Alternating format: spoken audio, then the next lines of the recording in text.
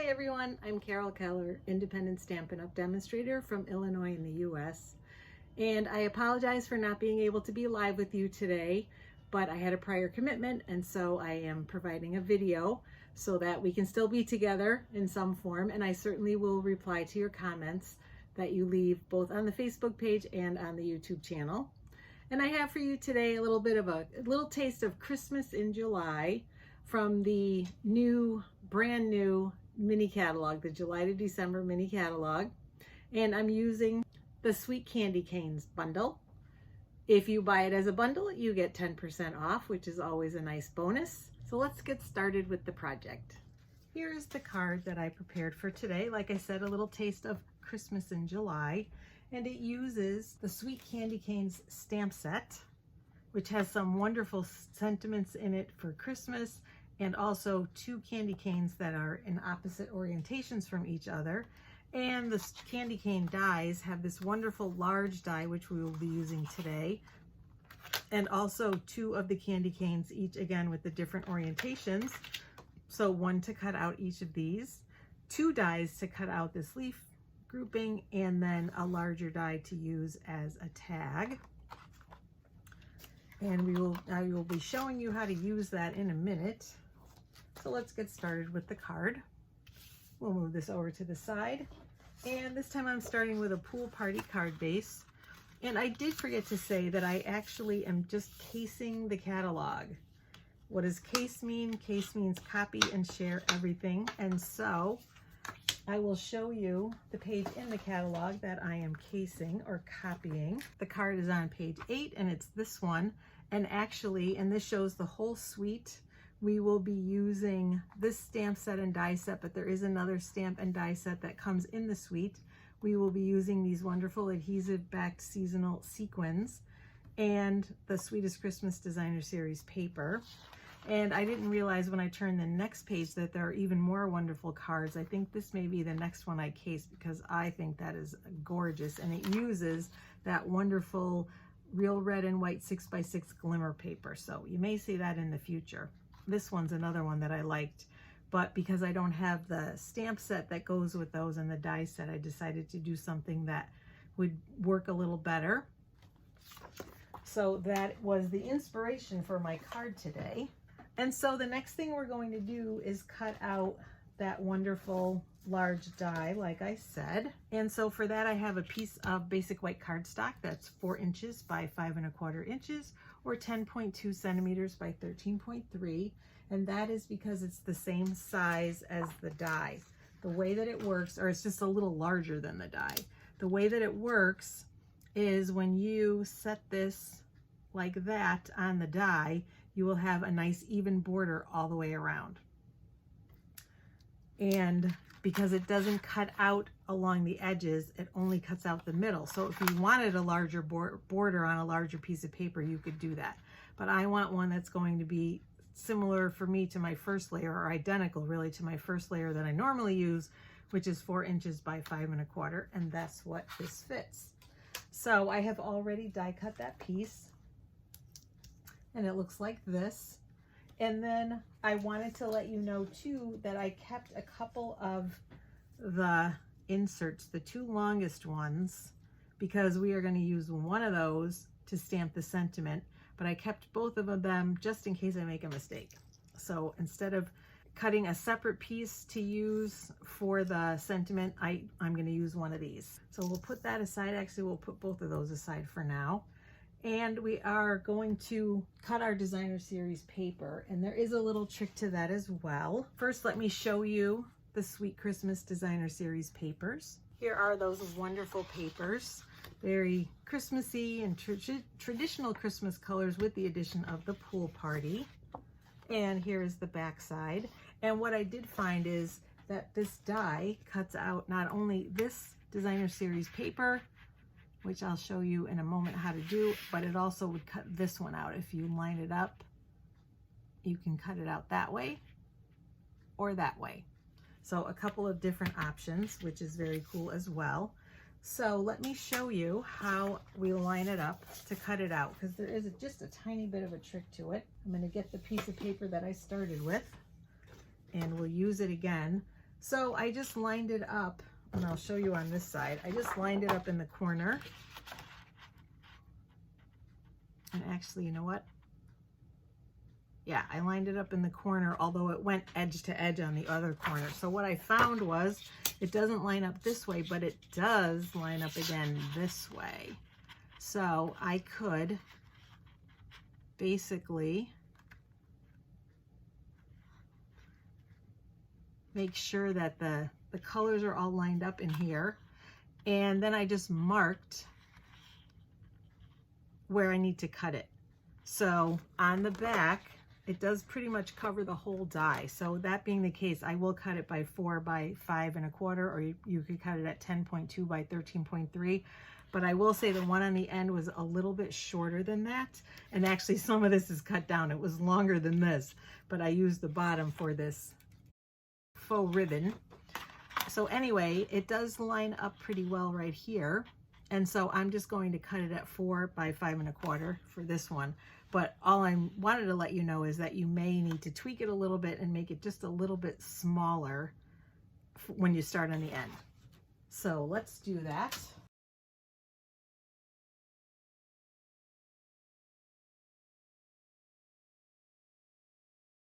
And yeah, it is just a tiny bit longer than the first one was, but that is just because it didn't line up exactly edge to edge, but this one did, and we will double check before we glue it down. But there it is.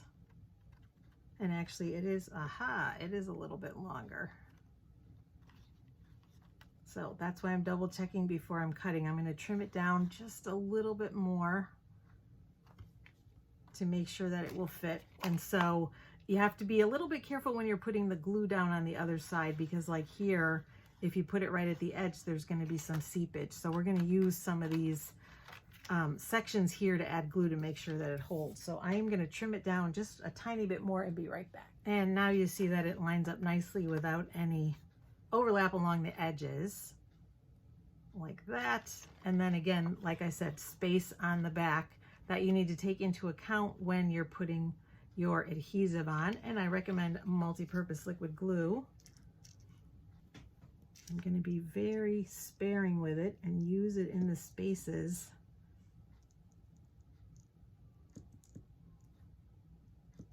where I'm hoping there will be overlap. And again, you can put some along these striped pieces, and then it helps that adhere a little bit. The sides did not look too bad.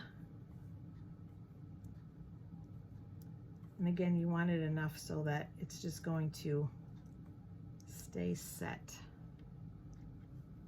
and not move off your card.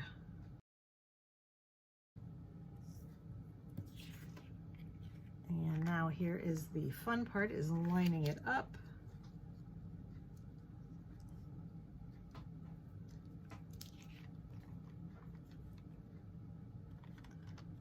And the nice thing about the multi-purpose liquid glue is that it gives time to do that. So hopefully I don't have too much glue on my work surface. Oh, that seems pretty good. So we've got it put together, and then we're going to put it right on our card. I'm just going to use my Stampin' Seal for that. And we'll center it on the card.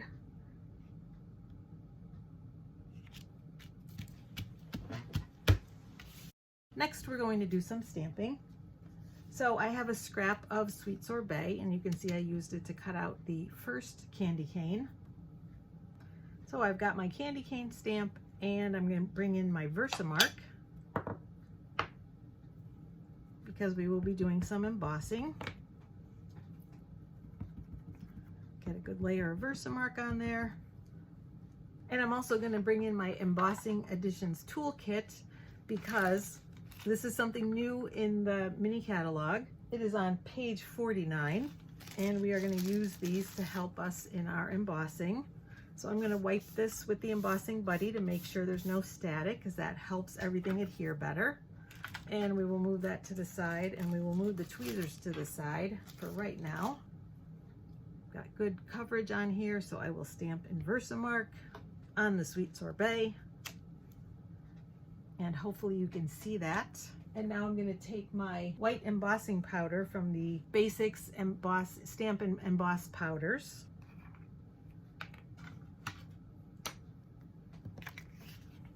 And you want to give it some good coverage. And I always try to get as much as possible back into the container. And there's good coverage there. There are some stray marks, and actually these are from the first time I embossed. There are some stray marks, so if you're concerned, you can use your brush to take those off, maybe down here. But I do want good coverage. So normally I flick with my finger, and I don't want to do that. I'll show you that later because I really want this to be nice and dark. And so I want to make sure that everything stays put where I would like it.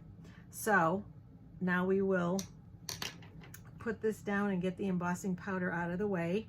And again, the purpose for the tray is you unscrew the bottom and you use your brush to brush down the rest of that powder and put it right into your container. Hopefully you can see this a little bit on camera. And so that there's very little waste. So these are wonderful tools to have for that very reason. So I'm going to put that embossing powder away and bring in my heat tool. And now we are going to heat set it with the heat tool. And for me, I'm being careful not to put it too close to my work surface because I don't want it to melt my laminated grid paper. But hopefully you can see. Oh, it's wonderful as that magic happens with the melting of the embossing powder. That looks pretty good. Oh, one little section left where I can see it hasn't quite melted. And you can see the shine that tells you that it's good to go. And now I am going to cut this out and be right back. And for the next part, and I forgot I should have done this first, was finish the stamping because I am using this stamp from the set. And there are 2 dies in the set that will cut this out, so I can cut out both of these at the same time. So I'm going to stamp them in garden green.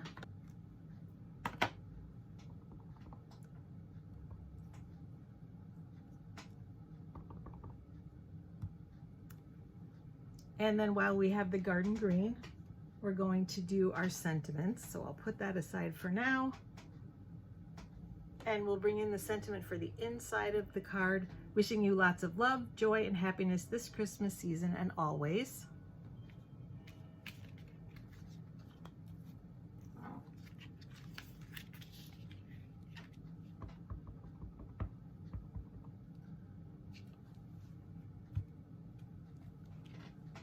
And then I'm going to bring in the little leaf stamp again. For a little added interest to the card, I stamped it on each side of the sentiment. If you wanted to, you could always stamp it down in the corner instead. And while I have this stamp, I'm also going to stamp the envelope on the front bottom left corner. A little bit of a shadow there, but I can fix that later. And then the last thing we have to stamp is the sentiment. And like I said before, I set these aside, both of them, for this purpose. And I do advise, I have a little trick to try to make sure that it's straight. So I'm bringing in a scrap of grid paper, and I'm going to bring in the stamp, and I'm going to stamp it on a straight line on the grid paper to see if it comes out straight. And it does. So I'm in pretty good shape. Let's see if I can do the same thing on the sentiment, or on the label. A little crooked. I'm going to try one more time. That's why I have 2 of these.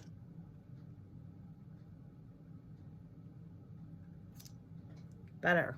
So we will use that one. So now our stamping is complete. And I'm going to cut these out and be right back. All right, and let's put everything together. I also have 2 strips of the Designer Series paper cut at a 1/2 inch by 3 1/4 inches, or 1.5 centimeters by 8.5, and they are the reverse side of the DSP that we cut for this section, and so that's why the paper was a little bit shorter, because I just cut it off from the bottom of that. All right, so let's just put everything together. First thing we're going to do is I'm going to cut these at an angle with my paper snips just to make them a little prettier.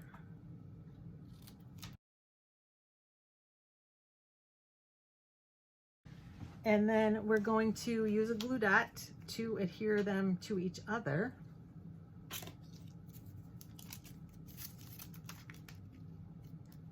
So you're creating, the idea is that you're creating faux ribbon for the project. And then I'm going to put another glue dot on the front so that we can adhere it to the candy cane. Like that. And then I'm going to use dimensionals. I'm going to move that just a little bit because the glue dot is showing. And we're going to adhere it with dimensionals and put it on the card.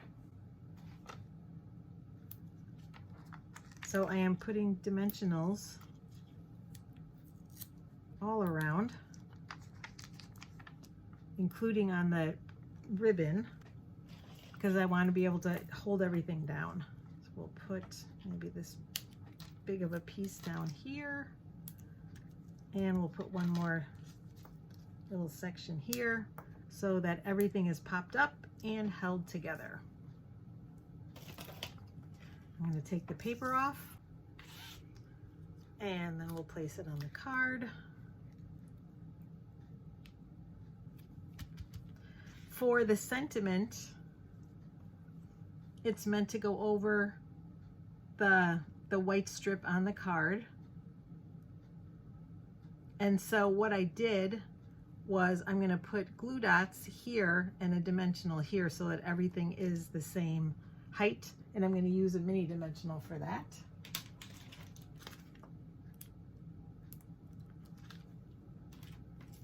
And some glue dots. And this will go across here. You could cut it down a little bit if you'd like. In the catalog, they show the ends squared off, but I liked using the angle and following the angle of the card. And then for these, we're just going to use glue dots at the bottom on the front, or I guess we could do them on the back to make sure they're hidden. And then we're just going to tuck those in on each side. So I've got them way toward the bottom, so again, they won't show. And then last but not least, some bling. And I'm using the Adhesive-Backed Seasonal Sequins. There is a pretty clear one, gold, or maybe whitish, I'm not sure what they call it, and then green and red. So we are going to use the gold ones today because that's what they used in the catalog. So I've got my take your pick tool, and they put a large one overlapping the leaves, and then two small ones. Let's get a little more putty.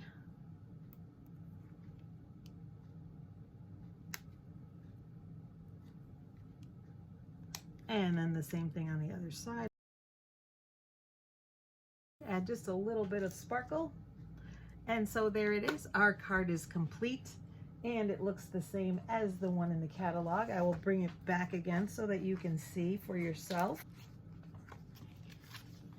There it is. All right, so thanks so much for joining me today.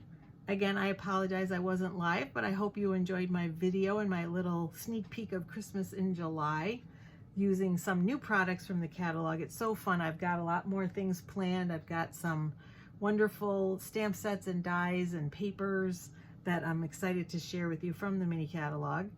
If you need one, reach out and let me know, and I will get one to you if you are a customer of mine and in my area.